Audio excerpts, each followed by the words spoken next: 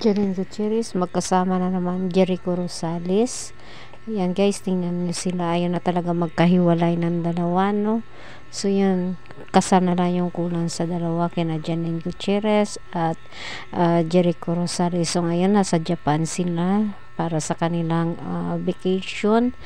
Nakakapagod din daw kasi ng everyday tipping nila sa Lavender Fields, kaya nahingi sila ng vacation. Dalawa lang sila ni Jericho Rosales para sa get to know each other at saka time para sa kanilang dalawa, may time sila.